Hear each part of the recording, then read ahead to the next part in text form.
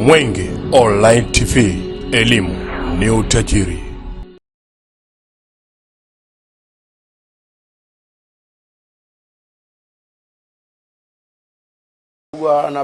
Habari za mchana. Karibuni sana. Kwanza mtuie radhi, unajua leo Jumamosi lazima tuanzie jumuiya. Hata sisi wa Katoliki pure lazima tuanzie jumuiya, at least ujumuike na familia zako za mtaani, then uendelee na majukumu yako. Kwa hiyo mbele yenu ni waumini wa Katoliki, na tuna taarifa ya waumini wa Katoliki kuhusu matusi ya Askofu Ruwa'ichi madhabahuni. Sisi binafsi tuna tamko letu, tuna taarifa yetu. Kwa hiyo tumependa waandishi wa habari hii taarifa iwafikie Wakristo wote.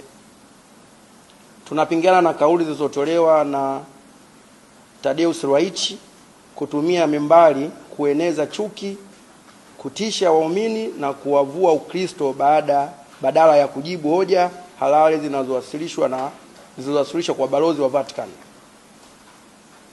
Mimi Makdeo Shilinde na ndugu yangu hapa Gerard Abel, waumini wa kanisa Katoliki, tunatoa taarifa hii kwa umma na kwa vyombo vya habari tukiwa na huzuni kubwa, masikitiko ya dhati na wasiwasi wa kina wa kiimani kufuatia kauli zilizotolewa na askofu mkuu wa jimbo kuu la Dar es Salaam. Huyu ni askofu mkuu wa jimbo kuu la Dar es Salaam, Judice Thaddaeus Ruwa'ichi, wakati wa umaria ya misa takatifu ya Christmas tarehe 25 Desemba 2025. Kauli hizo kwa mtazamo wetu na kwa mtazamo wa waumini wengine zimevunja misingi ya mafundisho ya Kikristo, zimekiuka maadili ya uongozi wa kiroho, zimeacha majeraha makubwa ya kisaikolojia na kiimani miongoni mwa waumini. Namba 1, membari ya kanisa sio jukwaa la matusi. Tuelewane, membari ya kanisa sio jukwaa la matusi. Membari ya kanisa Katoliki ni mahala patakatifu palipowekwa kwa ajili ya kuhubiri neno la Mungu, kuimarisha imani ya waumini, kuwafariji wenye huzuni na kuwaongoza waumini katika njia ya mapendo, uvumilivu, mshikamano na imani.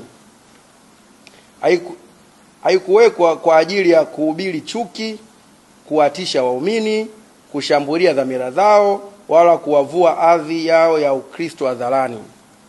Biblia inasisitiza wazi kwamba wahubiri wa Injili wanapaswa kuwa wajenzi wa amani na wapatanishi, si wachochezi wa hofu wala watengenezaji wa mgawanyiko. Biblia inasema hivyo.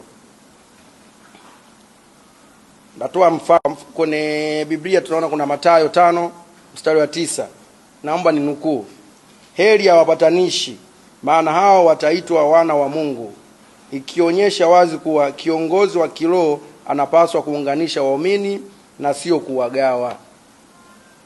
Pia inasema Biblia, ukifungua sura ya Kolosai 4:6, neno lenu na liwe daima na neema, ikisisitiza kuwa maneno ya viongozi wa kanisa yanapaswa kujenga na kutia moyo, sio kudhalilisha wala kubomoa.